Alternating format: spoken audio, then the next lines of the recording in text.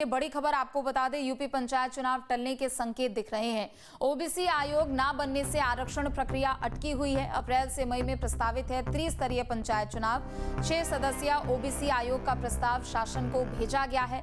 समर्पित आयोग की रिपोर्ट के बाद ही आरक्षण का फॉर्मूला तय किया जाएगा। तो बड़ी खबर आपको बता दें, पंचायत चुनाव अब टलने के संकेत नजर आ रहे हैं। दरअसल ओबीसी आयोग न बनने से आरक्षण की जो प्रक्रिया है वो अटकी हुई नजर आ रही है। अप्रैल से मई में प्रस्तावित है त्रिस्तरीय पंचायत चुनाव और 6 सदस्यीय ओबीसी आयोग का प्रस्ताव शासन को भेजा गया है। समर्पित आयोग की रिपोर्ट के बाद ही आरक्षण का फॉर्मूला तय किया जाएगा। बता दें कि 2015 के सर्वे में ग्रामीण क्षेत्रों में ओबीसी 53% से अधिक है।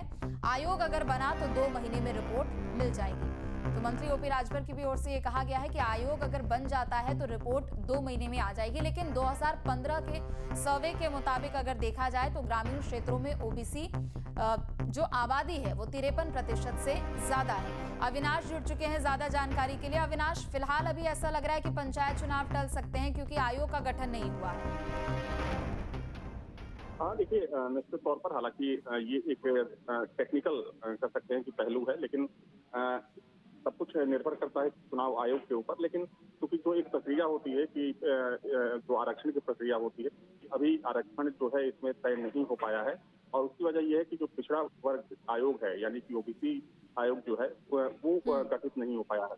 हालांकि पंचायती राज मंत्री प्रकाश राजभर की बात करें तो उन्होंने ये दावा किया है कि जो पंचायत चुनाव है वो समय पर ही होगा और पंचायती राज विभाग में 6 सदस्यीय एक जो प्रस्ताव है गठन के लिए आयोग का गठन, जिसमें कि क्या कुछ कहने वाला है, वो शासन को भेज दिया है। हालांकि फैसला अभी लंबित है, लेकिन माना जा रहा है कि इस पर सरकार जल्दी फैसला करेगी और 2011 की जनगणना के अनुसार जो एससी और जो एसटी का अनुपात है, इसी अनुपात में आरक्षण को भी तय किया जा रहा है। तो माना जा रहा है कि समय रहते ये सारी प्रक्रियाएं पूरी कर ली जाएंगी और हो सकता है कि चुनाव आयोग ने जो एक समय निर्धारित किया है उसी पर चुनाव हो। लेकिन फिर भी क्योंकि संभावना इस बात की है कि अगर ये समय रहते नहीं होता है तो पंचायत चुनाव आगे भी बढ़ सकता है।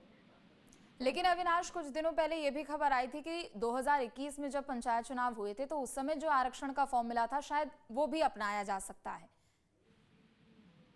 बिल्कुल, उस प्रक्रिया को अपनाया जा सकता है क्योंकि जरूरी नहीं है कि उसी आधार पर ये चुनाव हो। तो 19 में जो पंचायत चुनाव हुआ था उसमें जो रिजर्वेशन का जो फॉर्मूला था, पैटर्न था, उस पैटर्न पर ही इस चुनाव को संपन्न कराया जा सकता है। हालांकि जिस तरीके से ओपी राजभर ने दावा किया है कि पिछड़ा वर्ग आयोग के गठन के लिए सरकार के पास प्रस्ताव भेजा गया है और जल्दी इस पर फैसला हो जाएगा।